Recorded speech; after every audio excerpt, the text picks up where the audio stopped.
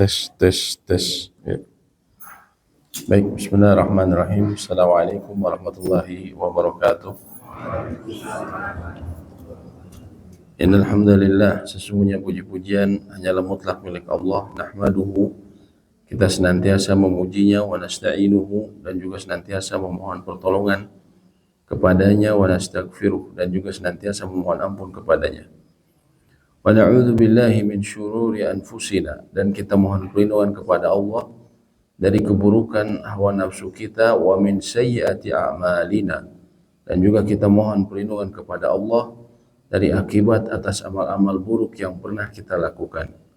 Man yahdihillahu fala mudhillalah, barang siapa yang telah Allah berikan hidayah maka tidak ada yang bisa menyesatkannya. Wa may yudlil fala hadiyalah, dan barang siapa yang Allah biarkan seseorang berada dalam kesesatan maka tidak ada yang bisa memberinya petunjuk selain petunjuk Allah Subhanahu wa taala. Asyhadu an la ilaha illallah wahdahu la syarikalah. Saya bersaksi bahwa tiada ilah Tuhan yang berhak untuk diibadahi dengan benar selain Allah, tiada sekutu baginya. Wa anna Muhammadan abduhu wa rasuluh, dan bahwa Muhammad sallallahu alaihi wasallam adalah hamba dan juga utusannya. Wa ba'du, Allah Subhanahu wa taala berfirman, ya ayyuhalladzina amanu taqullaha haqqa tuqatih wa la tamutunna illa wa antum muslimun.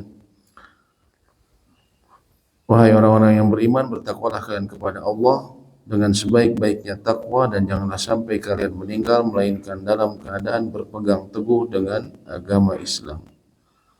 Wa ba'du, alhamdulillahirabbil alamin. Bapak Ibu sekalian, kembali Allah kumpulkan kita dalam majelis yang mulia, majelis yang di dalamnya diturunkan rahmat, majelis yang di dalamnya juga kita ketahui Allah mendoakan atau malaikat-malaikat Allah mendoakan agar kita mendapatkan ampunan. Ya. Oleh karena itu, kembali kita bersyukur Allah memberikan kita taufik untuk bisa duduk kembali dalam majelis ilmu. Pada pagi ini kita akan kembali membahas masalah fikih. Yang terakhir, kenapa? Oh, azan iqamat. Sebenarnya karena kita 2 pekan lagi mau Ramadan, apa mau masuk saum dulu ya, pembahasan saum. Bagaimana Bapak Ibu? Saum nanti kemudian zakat gitu ya.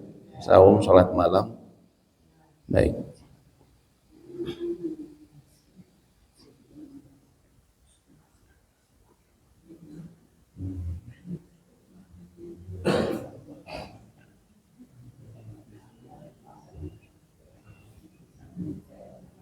Oh,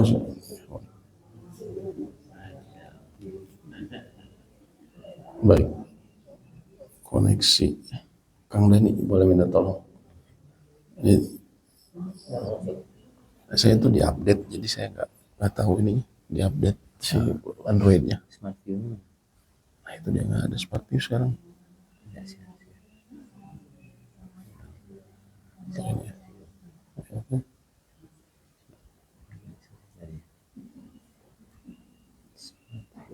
Bahasa Indonesia ini ya, namanya apa bahasa Indonesia? Biasanya ada di sini Smart View. Cuman ini itu kan diupdate Android terbaru, jadi nggak muncul.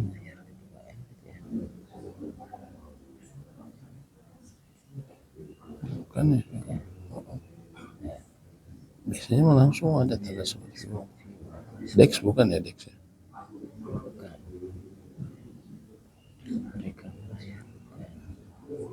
Wah, ada. Smart View. Nggak muncul. Bahasa Indonesia. Atau nggak apa-apa lah, biar dia aja. Nggak usah pakai ini. Nggak muncul.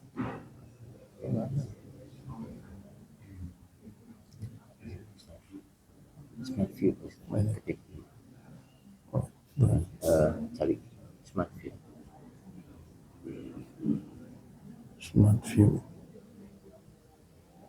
Loh, nggak ada sekarang. Nah, itu dia nggak ada.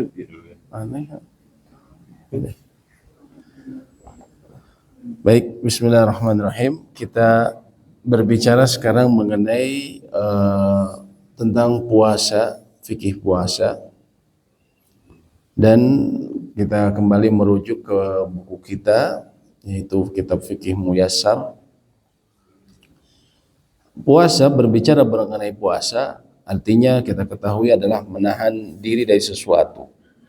Adapun secara syariat, kata asyam maknanya artinya menahan diri dari makan, minum dan pembatal lainnya disertai dengan niat sejak dari terbitnya fajar shadiq sampai terbenamnya matahari.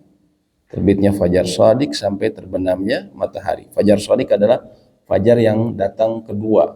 Yang pertama disebutnya fajar kadzib, yaitu fajar yang disebut fajar dusta, yaitu dia cahaya putih yang menyeruak secara vertikal. Adapun fajar shadiq, dia nanti akan cahayanya akan ke samping, horizontal, dan biasanya ada merah-merahnya. Nah, ini akan berguna terutama ketika kita dalam perjalanan berniat pingin puasa di atas pesawat. Biasanya nanti kita bisa lihat dari kaca pesawat, ya, mulainya fajar tersebut. Kemudian juga, ya, menurut penulis buku, dari definisi puasa secara istilah, ya, puasa memiliki dua rukun dasar. Saum memiliki dua rukun dasar. Pertama adalah menahan diri dari perkara yang membatalkan sejak terbitnya fajar sampai terbenamnya matahari. Ya. Dan juga maksudnya di sini adalah perkara-perkara yang membatalkan, yang utamanya adalah makan, minum dan jima. Dan dalilnya banyak, di antaranya adalah yang disebutkan Allah Subhanahu wa taala dalam surat Al-Baqarah ayat 187. Ya. Allah sebutkan bahwasanya, ya, wa kulu washrabu hatta yatabayyana lakumul khaytul abyadu minal khaytil aswadi minal fajr. Makan dan minumlah hingga jelas bagi kalian perbedaan antara benang putih dan benang hitam, yaitu fajar. Thumma atimmu siyama ilal lail. Kemudian sempurnakanlah saum sampai datangnya malam hari. Dan yang dimaksud benang putih dan benang hitam dalam ayat tersebut adalah putihnya siang dan gelapnya malam. Kemudian juga yang kedua, rukun utamanya, rukun ini adalah sesuatu yang sama sekali tidak bisa ditinggalkan. Yang kedua adalah niat. Orang yang berpuasa menahan diri dari segala hal yang membatalkan ibadah kepada Allah Subhanahu wa taala. Ya, karena dengan niat dipisahkan antara perbuatan yang ibadah dan bukan ibadah. Berdasarkan sabda Nabi SAW, innamal a'malu binniyat. Dan Allah telah mewajibkan puasa puasa Ramadan. Ya. Jadi nanti kita lihat di sini juga bahwa puasa itu ada yang hukumnya wajib, ada yang sunnah, ada yang juga bahkan para ulama katakan haram, dan juga ada puasa yang hukumnya makruh. Puasa yang wajib terbagi menjadi dua. Yang pertama, puasa wajib yang datangnya disebut para ulama min aslil syar'i, yang datangnya langsung dari syariat. Allah yang menentukan, yaitu apa? Puasa Ramadan. Puasa Ramadan langsung Allah perintahkan, ya, dalam berbagai ayat, ya, syahrul Ramadan alladzi unzila fihi al-Qur'an hudan lin-nasi wa bayyinatin minal huda wal furqan. Ya, dalam surat Al-Baqarah 185. Dan juga Allah berfirman dalam surat 183, ya ayyuhalladzina amanu kutiba alaikumus syiyam kama kutiba alal ladzina min qablikum la'allakum tattaqun. Diwajibkan atas kalian berpuasa. Ya. Dan juga Nabi SAW mengatakan bahwasanya bunyal Islam ala khams. Islam itu dibangun atas 5 perkara. Yang pertama beliau mengatakan 2 kalimat syahadat, kemudian iqamis shalah, mendirikan salat, wa ita'iz zakah, memberikan zakat, wa shaum Ramadan, dan saum pada bulan Ramadan. Ya. Jadi yang datangnya langsung dari syariat adalah puasa Ramadan. Puasa dan yang jenis kedua, puasa wajib yang kedua, ya, adalah yang datangnya dari hamba itu tersendiri, mukallaf disebutnya. Yang disebut mukallaf artinya seorang hamba yang dia sudah berakal dan balik, seperti kita misalnya. Dia kena beban syariat. Ada puasa yang menjadi wajib karena dia, ya, karena dia yang kemudian mewajibkannya. Apa itu? Yaitu puasa, nazar, dan juga qadha dan kafarat. Kalau di buku itu tidak disebutkan qadha, tertinggal. Puasa, nazar, qadha, dan juga kafarat. Puasa nazar, ya, contohnya seseorang kalau salah satu paslon presiden menang, saya akan puasa 7 hari berturut-turut. Ternyata benar menang. Ternyata dia menang, maka dia harus puasa 7 hari berturut-turut. Dan hukumnya apa? Wajib, karena dia sudah bernazar, ya. Kemudian apa? Kemudian puasa qadha, ya, ibu hamil, ibu menyusui yang dia tidak berpuasa karena misalnya takut akan kondisi dirinya, maka dia wajib mengqadhanya. Dan hukumnya wajib, ya. Tidak kemudian bila dia setelah menyusui, setelah melahirkan dia menyusui, jadi nggak sempat untuk mengqadha masuk Ramadan berikutnya. Apakah kemudian gugur? Tidak, tetap dia harus mengerjakan qadhanya tersebut karena hukumnya wajib. Begitu juga puasa kafarat. Puasa kafarat ini dilakukan bila seseorang mukallaf dia menggauli istrinya di siang hari bulan Ramadan. Menggauli istrinya di siang hari bulan Ramadan. Seseorang yang menggauli istrinya di siang hari bulan Ramadan dengan sengaja, maka ada beberapa hukum yang berkaitan dengan dia. Yang pertama, dia melakukan dosa besar sehingga harus segera bertobat, harus memohon ampun kepada Allah. Kemudian dia mengqadha puasanya tersebut yang dia batalkan. Dan yang ketiga, dia melakukan kafarat. Kafaratnya hukumnya berurutan, tidak boleh langsung loncat. Yang pertama apa? Dia membebaskan budak. Membebaskan budak. Tidak ada budak di Indonesia sekarang, sulit mencari perbudakan. Baru pindah hukumnya ke yang kedua. Yang kedua adalah dia puasa 2 bulan berturut-turut tanpa henti, tanpa boleh terpotong 1 hari pun. 2 bulan berturut-turut. Nah, ini hukumnya apa? Wajib. Kecuali dia seorang yang tua sudah tidak mampu sama sekali, maka dia bisa pindah yang hukumnya ketiga, yaitu dia memberi makan 60 orang miskin. Memberi makan 60 orang miskin. Namun kalau dia masih mampu untuk puasa, maka wajib bagi dia untuk berpuasa 2 bulan berturut-turut. Itu mengenai jenis puasa, ya. Yang tadi wajib ada beberapa macam. Adapun puasa sunnah, ya kita umumnya sudah tahu, kita tidak bahas ini. Dan juga ada ulama yang mengatakan ada yang hukumnya puasa itu haram dan makruh. Yang haram apa? Puasa pada hari Id. Puasa pada hari Id, maka dia adalah haram hukumnya. Dan juga yang sifatnya makruh, ya. Yang sifatnya makruh apa? Ya. Shaum yaumi Arafah lil hajj.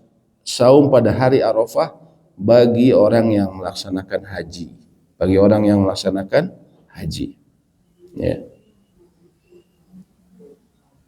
Kemudian berbicara mengenai keutamaan puasa bulan Ramadan dan hikmah disyariatkannya, banyak sekali kita temukan.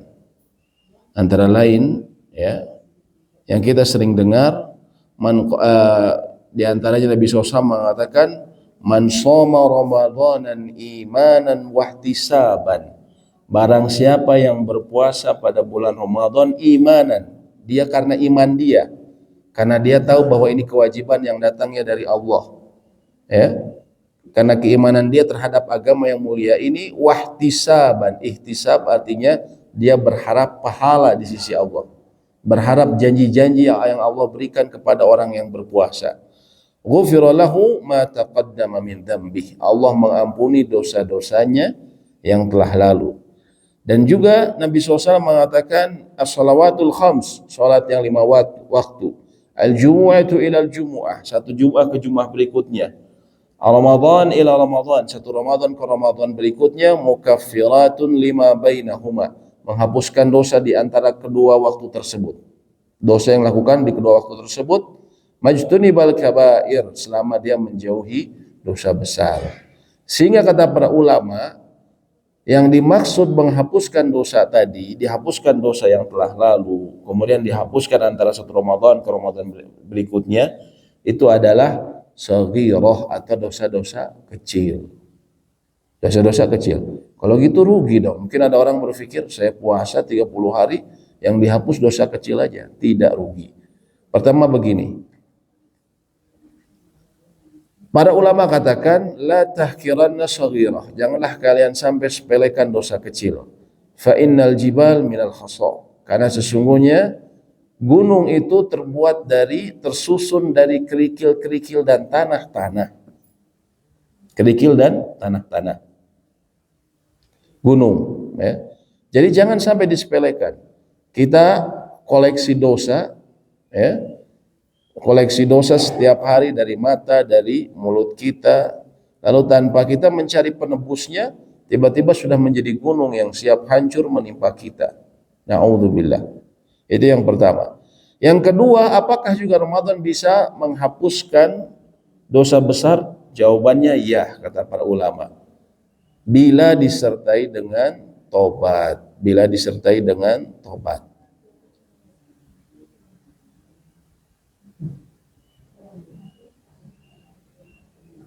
Masih ada diskusi rupanya.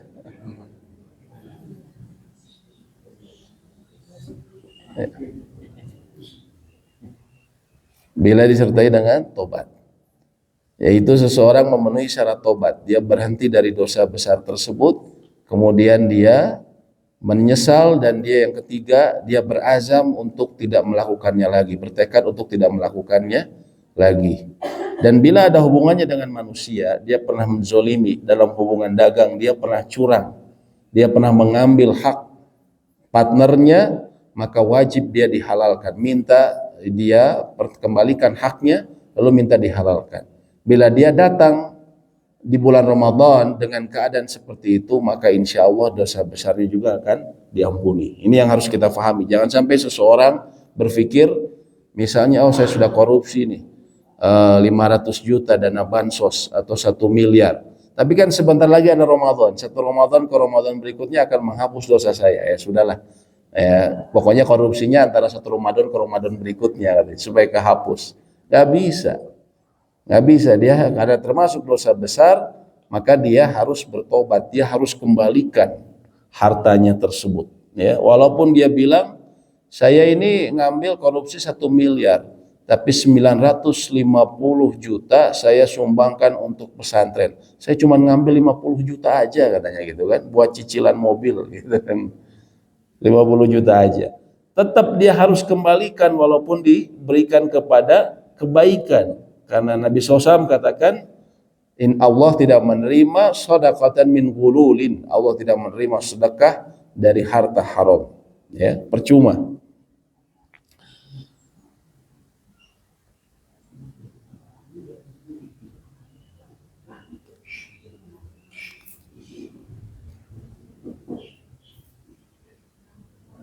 Nah, itu lagi memikirkan menu Ramadan rupanya, ibu-ibu.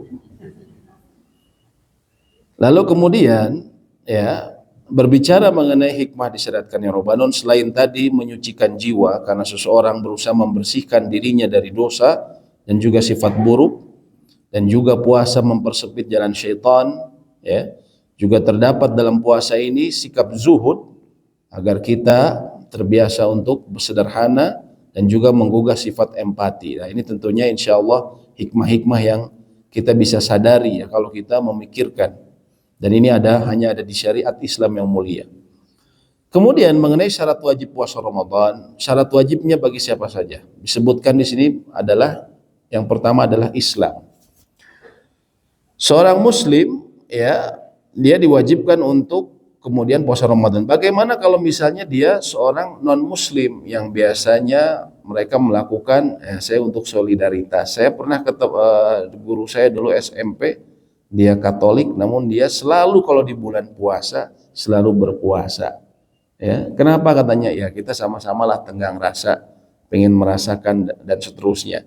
Ketahuilah tentunya ini semua sia-sia karena Allah berfirman dalam surat Al-Furqan ayat 23. Wa qadimna ila ma amilu min amalin, dan kami kelak akan perlihatkan, hadapkan kepada mereka atas amal-amal yang pernah mereka lakukan dahulu di dunia. Faja'alnahu haba'an manthura, tapi kelak kami akan jadikan seperti debu-debu yang berterbangan. Sia-sia di sisi Allah. Sia-sia seseorang yang dia tidak memeluk Islam ketika melakukan amal kebaikan. Yang kedua adalah balik. Seseorang dia telah mencapai usia balik.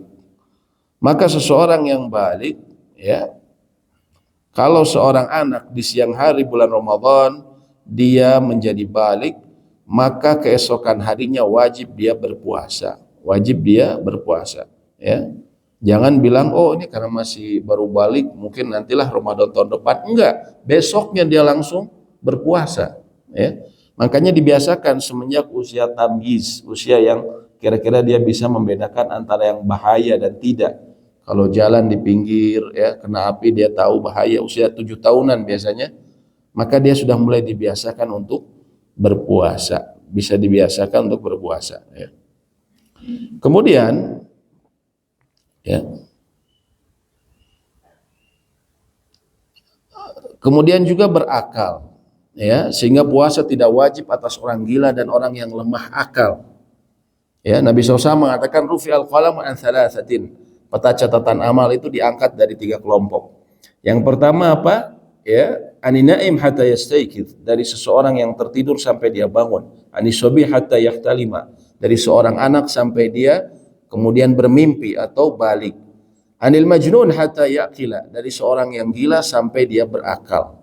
Begitu juga dengan orang yang lemah akal. Contohnya apa? Contohnya antara lain orang yang kami pernah sebutkan juga, ya, dalam bab sholat, yaitu orang yang disebut ma'tuh. Ma'tuh ini apa? Orang yang setengah sehat, setengah gila. Kadang ngomongnya seperti orang yang sadar, yang sehat, terkadang seperti orang yang gila, ya. Orang seperti ini maka dia dihukumi sama seperti orang gila, tidak wajib bagi dia untuk berpuasa, ya. Begitu juga dengan yang disebut mukharrif. Apa itu mukharrif? Seseorang yang memiliki pikun parah. Orang memiliki pikun parah.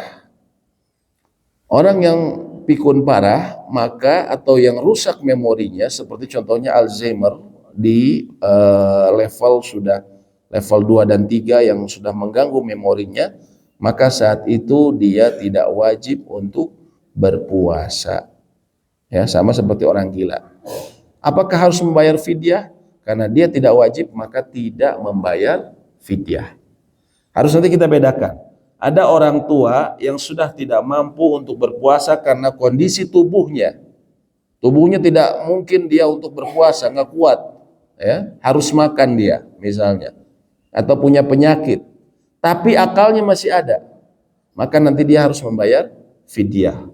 Tapi kalau yang ini, walaupun badannya sehat, dia tidak sakit apa-apa, hanya saja pikunnya sudah parah, ya, pikunnya sudah parah, ataupun Alzheimer tapi sudah dia di level-level yang memang sudah parah, maka pada saat itu dia tidak perlu berpuasa dan tidak perlu membayar fidyah. Kenapa? Karena dia sudah lepas taklif atau beban syariat, karena salah satu komponen diturunkannya atau dibebankan syariat adalah akal. Ketika akalnya tidak ada maka atau terganggu, maka dia tidak menjadi wajib, ya. Begitu juga orang-orang yang punya penyakit berhubungan dengan memori, Pak. Semua penyakit yang berhubungan memori, misalnya naudzubillah karena kecelakaan, karena penyakit, itu pun seperti orang yang dianggap sebagai orang yang gila, ya. Kemudian, ya, yang berikutnya adalah sehat atau mampu, ya. Barang siapa sakit dan tidak mampu berpuasa, maka dia tidak wajib berpuasa, ya. Bila orang sakit tetap berpuasa, maka puasanya sah, ya. Lalu orang yang sakit ini, sakit seperti apa yang kemudian diperbolehkan, ya, untuk berpuasa, untuk tidak berpuasa? Para ulama katakan, ya, adalah sakit yang idza khafa al-maridu ziyadatal maradi bi siyamihi aw kana yashukku alaihi wa la yadurru ya fa innahu falahu an yuftir. Menurut mayoritas ulama, jumhur ulama dari Hanafiyah, Malikiyah dan juga ulama Hanabilah ya, kecuali ulama Syafi'iyah ini. Mayoritas ulama selain ulama Syafi'iyah mereka mengatakan barang siapa yang dia seorang yang sakit, dia takut kalau dia berpuasa sakitnya akan bertambah parah dan menyulitkan dia, walaupun tidak akan menyebabkan dia celaka langsung, tapi dia berpikir ini sakit saya akan parah, ya, tambah parah dan juga ya menyulitkan bagi dia, maka dia diperbolehkan untuk berbuka puasa atau tidak berpuasa, ya. Jadi bukan sakit-sakit yang ringan, bukan sakit-sakit yang ringan, ya. Jangan sampai orang nggak puasa. Kenapa teh nggak puasa? Lagi sakit. Sakit apa? Jerawatan. Nah, ini nggak bisa. Sakit apa? Bisul. Bisulnya, kecuali bisulnya di mulut langsung, ya. Ya, korengan, itu kan nggak bisa, nggak nyambung, ya. Kemudian tadi yang lalu bagaimana dengan seseorang yang sakitnya parah, ya, kemungkinan besar dia bisa celaka. Kalau tadi kan cuma takut saja, ini tambah parah penyakit saya. Kalau orang yang sudah jelas bakalan dia akan terpengaruh besar dengan sakit dengan puasa, ya, dan dia bisa benar-benar celaka, ya. Seperti saya dulu pernah ada jamaah cerita, istrinya itu punya penyakit gula yang sudah parah. Pernah dicoba puasa jam 10 itu sudah bergetar tubuhnya dan keringat dingin. Dipaksa jam 1 pingsan. Itu kan? Artinya sudah jelas karena ini bakalan menyebabkan bahaya karena dia memang harus disuntik insulin terus waktu itu, ya. Maka orang seperti itu, ya, jumhur ulama mereka mengatakan fal fitru alaihi wajibun. Maka dia tidak berpuasa atau dia berbuka wajib hukumnya bagi dia. Kenapa? Karena Allah berfirman, wala tulqu bi aydikum ila tahrukah. Janganlah engkau lemparkan dirimu kepada sesuatu yang menyebabkan celaka, ya. Oleh karena itu, orang yang punya penyakit seperti ini dia wajib berbuka. Kemudian, lalu kalau orang yang berpuasa, kalau orang yang sakit, ya, juga para ulama mengklasifikasi menjadi dua jenis. Yang pertama adalah al-marid yurja bur'uhu, orang yang sakit dan dia diharapkan kesembuhannya. Diharapkan kesembuhannya, jadi memungkinkan untuk kesembuhannya. Contohnya apa? Seseorang kena tipes, ya, misalnya kena tipes. Maka dia, seseorang yang terkena tipes, kita tahu mungkin nanti dia sembuh. Nanti kemudian nanti setelah lebaran atau setelah sembuh, kan dia bisa mengqadha. Orang yang seperti ini hukumnya dia mengqadha puasa yang telah dia tinggalkan karena sakitnya. Itu yang jenis pertama. Yang jenis kedua adalah penyakit yang la yurja bur'uhu, yang tidak sulit diharapkan kesembuhannya. Penyakitnya parah, seperti yang tadi penyakit gula sudah parah harus diinsulin terus. Orang seperti ini dia tidak mengqadha tapi dia cukup membayar fidyah.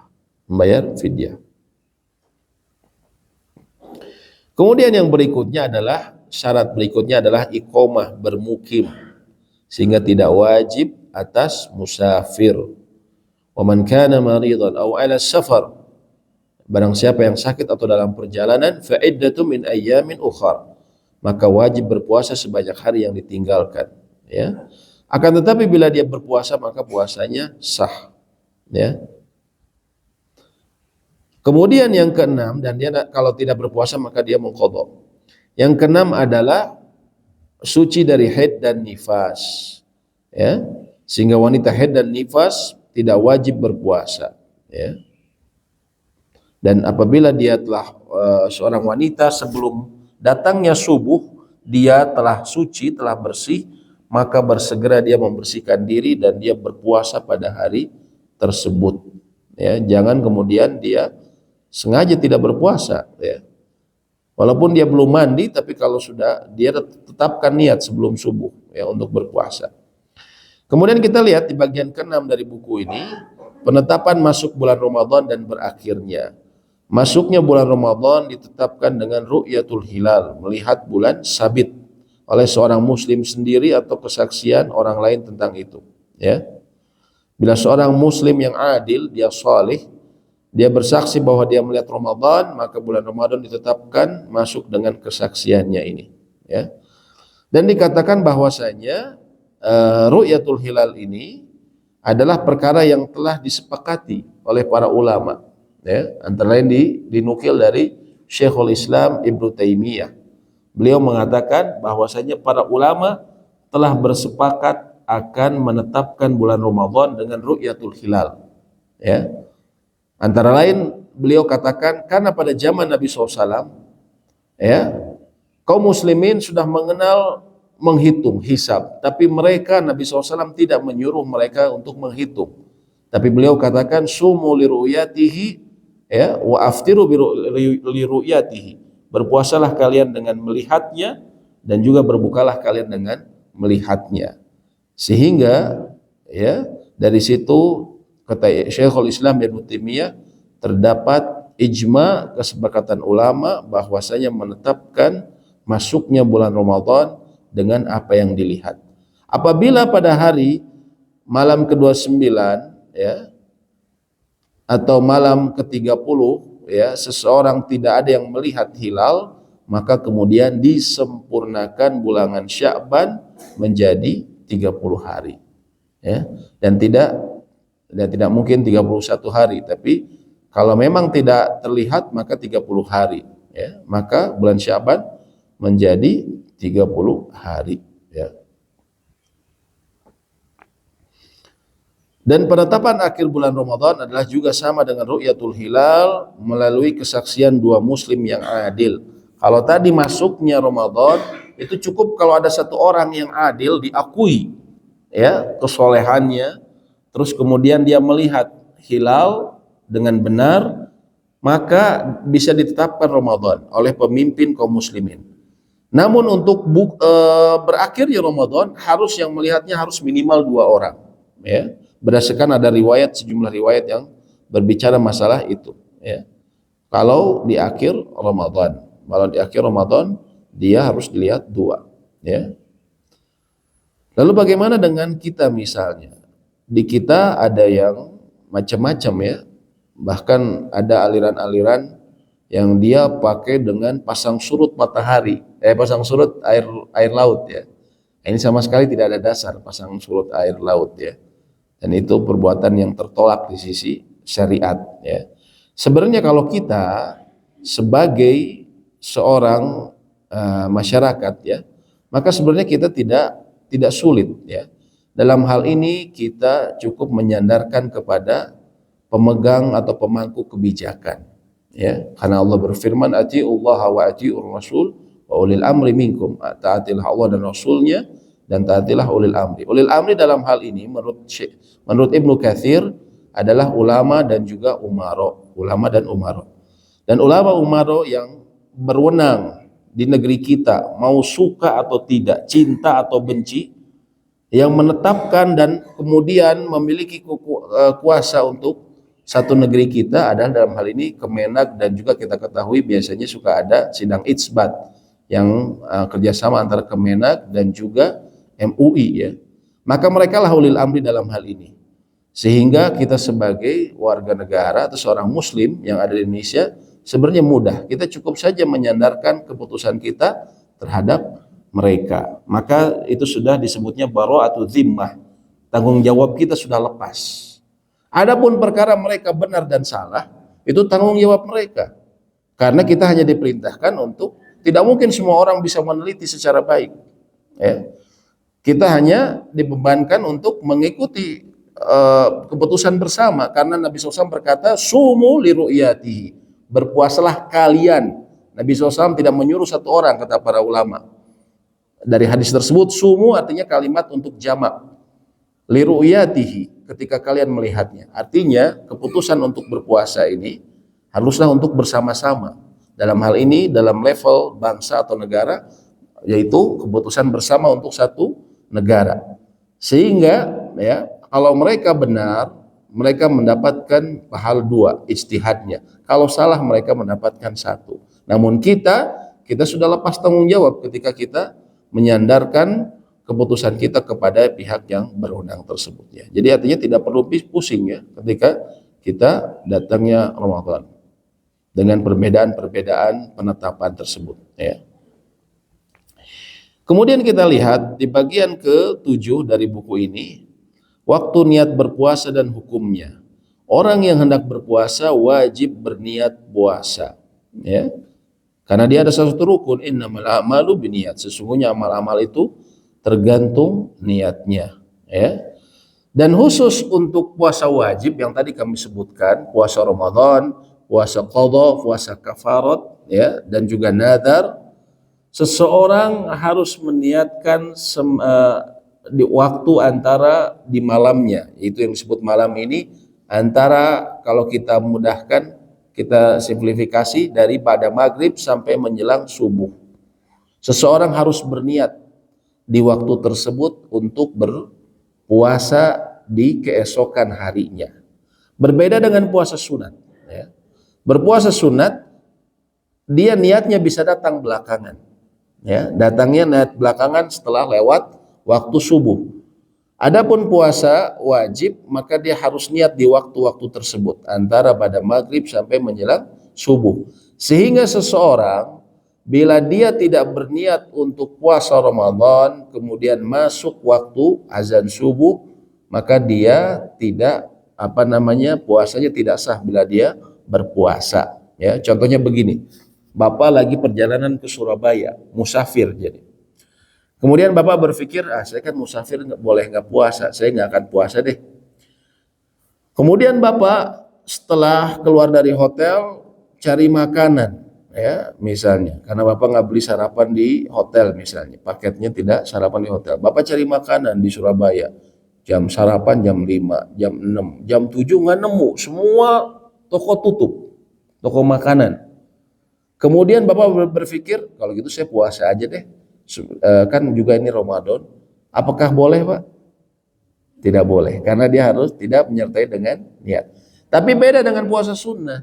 Bapak hari Senin ya, Bapak pada subuh Bapak belum minum, belum makan, cari sarapan, tukang bubur nggak ada yang jualan, kupat tahu nggak ada jualan, semua nggak ada yang jualan, di rumah nggak ada yang masak. Udah puasa aja, mumpung hari Senin nih ya, jam 7 misalnya atau jam 8 Bapak niatin puasa. Apakah boleh? Boleh kalau puasa sunnah. Kalau boleh. Tapi puasa wajib nggak boleh. Puasa Ramadan, puasa kafarat, puasa nadar tidak boleh ya. Dan jumhur ulama mengatakan puasa Ramadan diniatkan setiap malam. Kalau Imam Malik mengatakan boleh sekali di awal Ramadan untuk 1 bulan tersebut, tapi mayoritas ulama mengatakan tetap harus meniatkan setiap malam, karena ada riwayat dari sahabat yang Nabi SAW pernah mengatakan tidak ada puasa bagi mereka yang lam yabitul an-niyah atau lam yabit an-niyah, dia belum meniatkan pada malamnya ya. Begitu juga dengan orang yang ragu-ragu. Tadi misalnya ketika dalam safar Bapak berpikir, aduh saya kan di Surabaya ini santai ya, nggak ada pekerjaan berat ya, pokoknya nyantai lah, puasa nggak ya. Tiba-tiba ketika Bapak ragu-ragu terdengar suara azan subuh. Nah, lalu Bapak berpikir, kalau gitu saya mau puasa aja. Setelah mendengar azan subuh, apakah sah? Dan para ulama tidak sah. Kalau dia masuk terbitnya fajar dalam keadaan ragu-ragu, maka tidak sah. Dia harus berniat sebelum itu ya. Ini masalah niat. Nah, di buku ini cukup 1 niat pada permulaan malam Ramadan. Nah, ini beliau mengambil pendapat Imam Malik. Namun jumhur mengatakan ya tetap memperbarui niat setiap malamnya. Kemudian di buku ini di bab kedua ada alasan-alasan yang memperbolehkan tidak berpuasa di bulan Ramadan. Ya, ini tadi kita sudah bahas mengenai sakit dan juga lanjut usia, sakit dan lanjut usia. Ya. Jadi kita ingat, kalau seseorang yang sakitnya diharapkan kemungkinan sembuh nih sakitnya, nanti biasanya berapa hari juga sembuh. Maka dia boleh tidak berpuasa, nanti dia mengqadha, ya, mengqadha di waktu dia kemudian setelah itu, setelah lebaran dia bisa. Dan jangan diakhirkan qadha kalau dia mampu, ya. Kalau dia mampu jangan diakhir-akhirkan. Oh, nanti aja sampai datangnya Ramadan berikutnya. Sampai datangnya, dia memang seseorang boleh. Nanti saya mau qadhanya di bulan Sya'ban, tapi jangan kemudian dia bermudah-mudahan. Karena kalau datang Ramadan berikutnya dia belum mengqadha apa yang sudah lewat, ya, maka ya para ulama katakan dia juga harus membayar fidyah. Kalau dia karena kelalaian dia. Tapi kalau misalnya dia tidak sempat mengqadha karena setelah saya sakit tadi saya nggak puasa, tapi setelah itu saya sakit lagi, ya. Kemudian ada waktu saya sehat, saya harus safar, ya. Tiba-tiba datang masuk Ramadan berikutnya akhirnya tanpa terasa, maka dia kalau bukan karena kelalaian dia cukup mengqadha saja di tahun berikutnya. Tapi tadi kalau kelalaian maka dia juga harus membayar fidyah, ya. Fidyah ini seperti apa? Fidyah ini para ulama ada sedikit berbeda pendapat. Ada yang bilang mengatakan setengah so'. Di buku ini disebutkan setengah so'. Setengah so' itu kira-kira kalau beras 1,125 kilogram. Namun yang populer di negeri kita, ya, mengambil pendapat dalam mazhab Imam Syafi'i, yaitu 1 mud. Mud itu begini. Kalau tangan begini terus dikasih makanan pokok. Kira-kira 0,75 kilogram. Dan ini juga yang ditetapkan oleh Badan Amil Zakat Nasional, Basnas. Jadi artinya apa?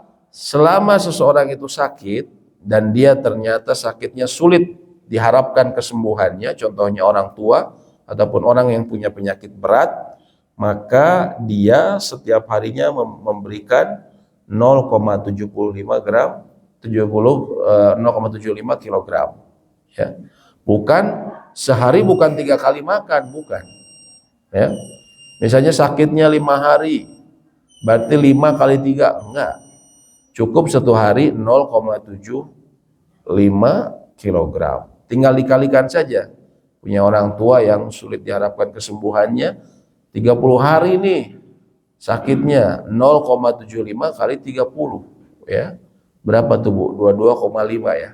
22,5 kilogram. Saya mau buletin jadi 1 apa? Kilogram, ya. Ya itu tadi di kolom. Ya, 0,7 kilo itu berapa on? 7,5 on. Ya, 7,5 on. Ya, 7,5 on. Gak usah. Cukup itu aja. Jangan pakai uang, takutnya orang malah bukan dimakan, tapi malah sama orang malah di ini apa? Malah dibeliin pulsa, ya.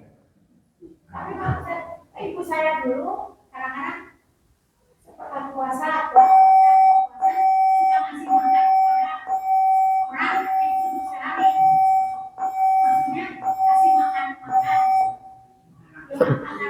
Ya, sebentar Bu, diulang Bu. Gak kedengeran tadi. Ya, diulang lagi, saya tadi nggak ngedenger, keras sekali suaranya. Ibu saya dulu suka ngasihnya gini, Iya. kata pesannya di kampung. Ya. Kasih aja makan, biasa ada punten pada orang yang Mampu, ya. Itu kalau sore berangkat sasar pulang ke situ suka dikasih di rantang untuk sahur makan, ada untuk sahur. Fidyah. Ya. Ini kayak pesan nggak boleh. Boleh, ngasih makan boleh. Ya. Jadi pas kalau sehari ini nggak buat puasa bukan sorenya dikasih itu. Iya. Boleh, Bu. Boleh. Artinya Ibu boleh berupa seperti itu makanan, ya. Atau misalnya Ibu memang ngasih makanan lengkap dengan lauknya buat dia sahur, itu pun boleh. Jadi bayarnya boleh kita cicil. Misalnya hari ini nih si Ibu nih nggak bisa puasa, fidyah, langsung kasih makan orang. Besok itu juga 1. Nanti mau digabungin di akhir juga boleh, nggak masalah. Itu. Jadi gitu ya. Kalau yang di Indonesia itu perhitungannya 0,75 kilogram. Apa tadi 7 ons ya. ons, ya 7,5 ons.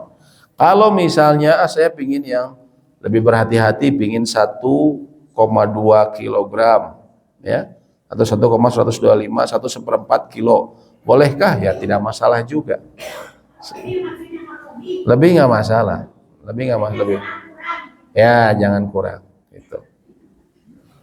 Ya, baik sampai sini ada yang mau ditanyakan? Silakan. Mengapa?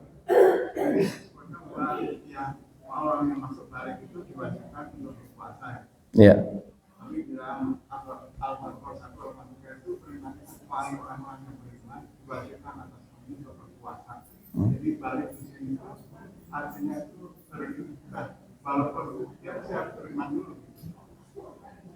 Oh iya, beriman artinya dia seorang muslim. Kalau dia bukan muslim tidak diterima, sia-sia tadi.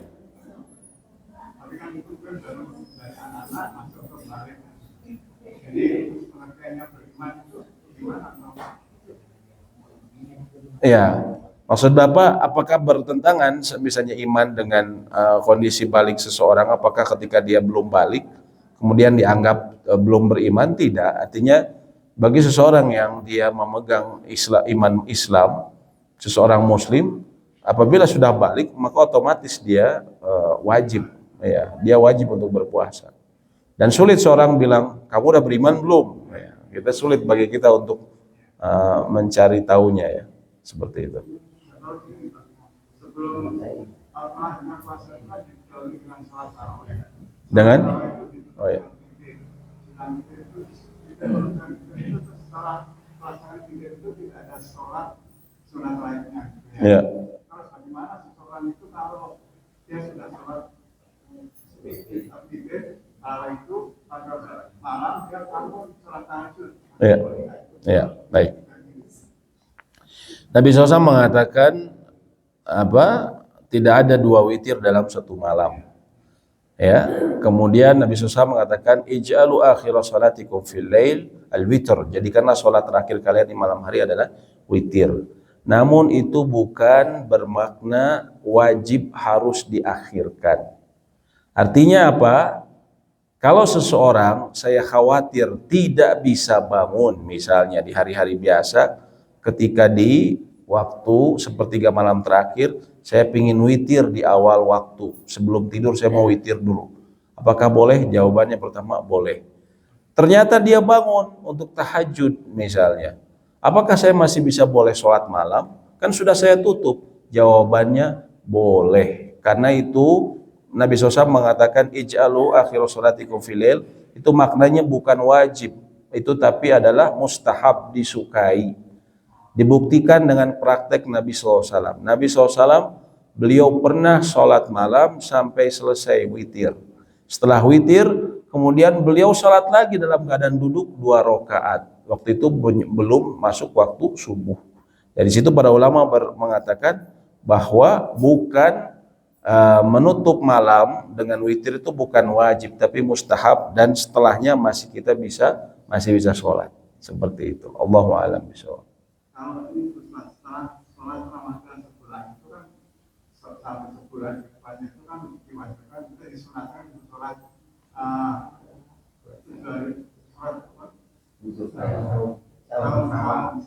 sawal itu keutamaan dari sawal itu apakah sama dengan sholat puasa sunat-sunat yang lain seperti Kamis dan Kamis itu? Ya, insya Allah itu kita bahas khusus ya.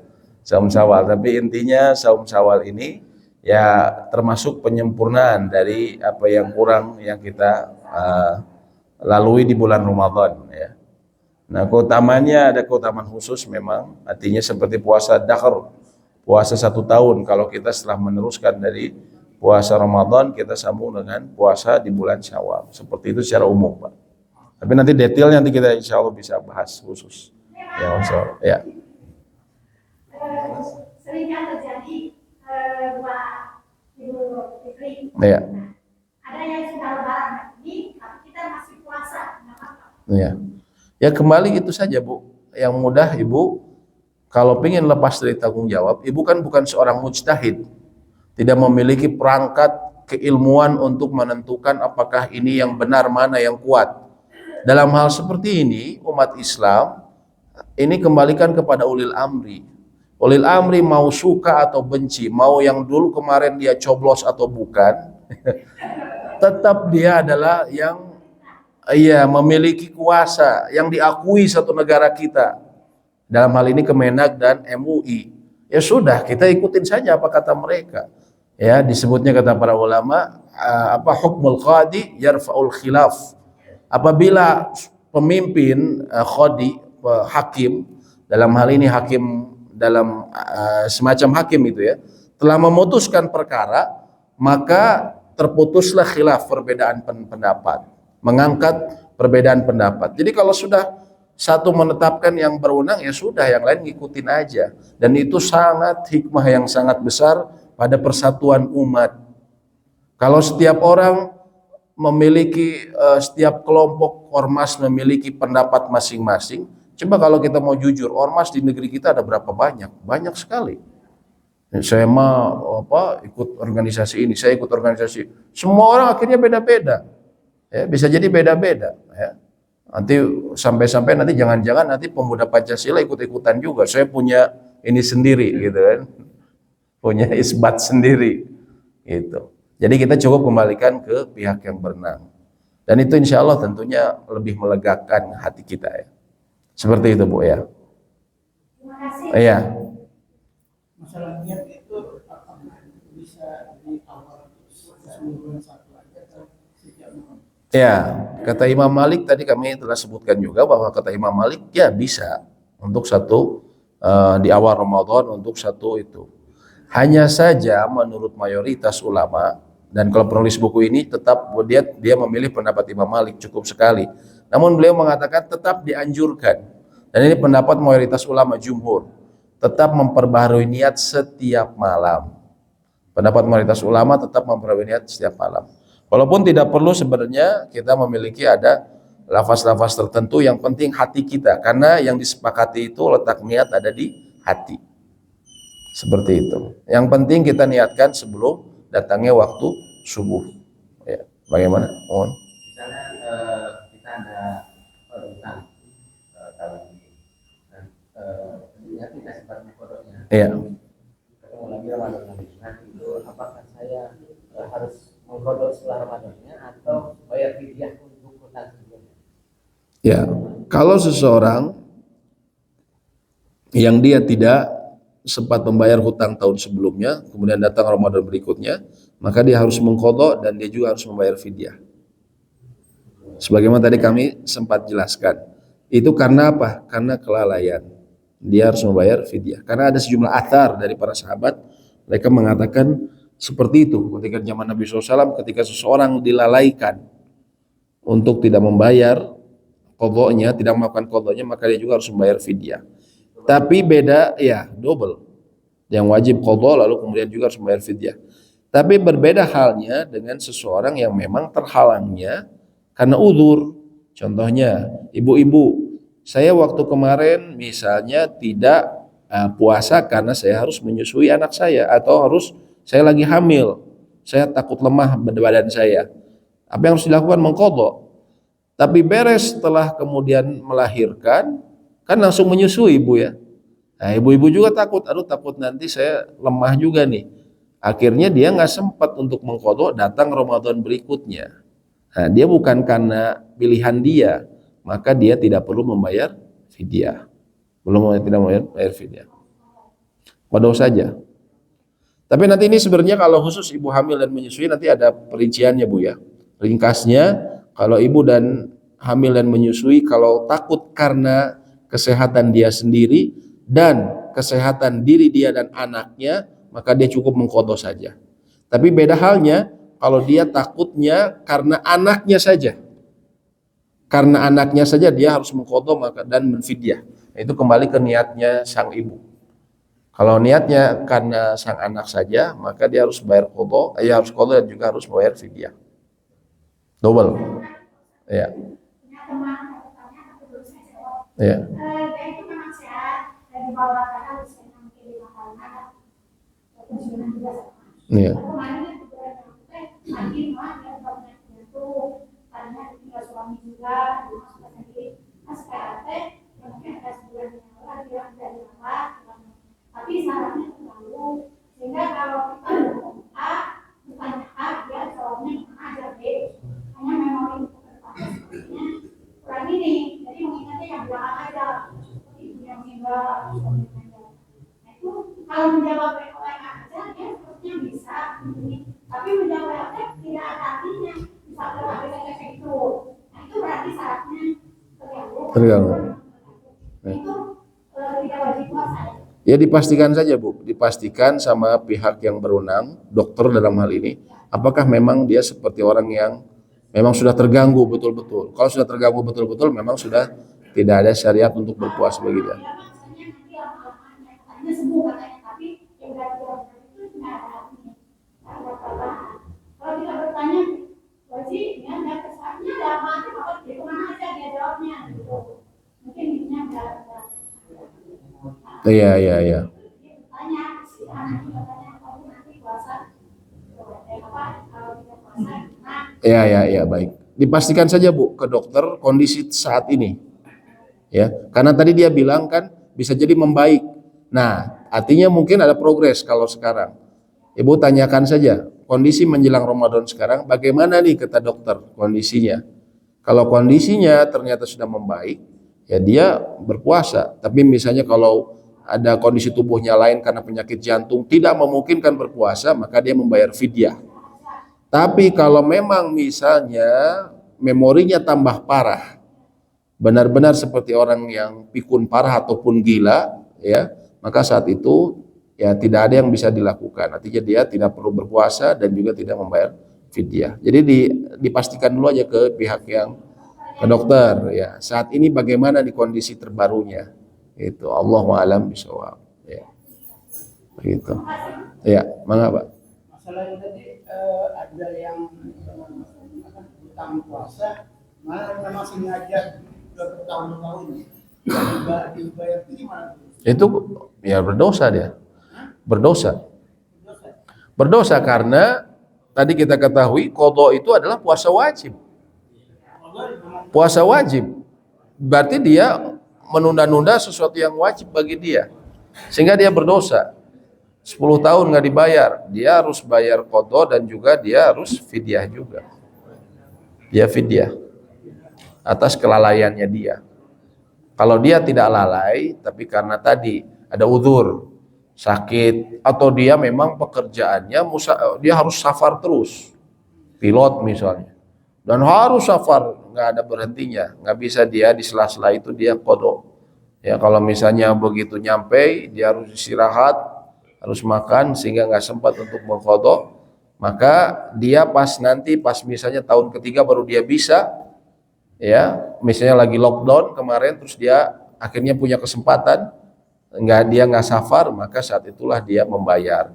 Apakah perlu membayar fidyah? Tidak, karena dia bukan karena kelalaian, karena uzur. Kalau nggak ada uzur, maka dia harus membayar fidyah juga. Jadi intinya puasa di Ramadan ini ketika dia ada hutang itu harus bayar pada setelah Ramadan itu. Setelah Ramadan ya. Kalau dia tunda-tunda, dia berdosa. Dan dia kalau tunda setelah masuk Ramadan berikutnya, dia berdosa dan dia harus membayar fidyah. Jadi selain qadha dia membayar fidyah. Kalau membayar itu bisa pas Syawal, mendahulukan sunat Syawal atau mendahulukan qadha. Nah itu permasalahannya juga diperselisihkan para ulama. Karena qadha ini memang jangka waktunya bisa setahun ya.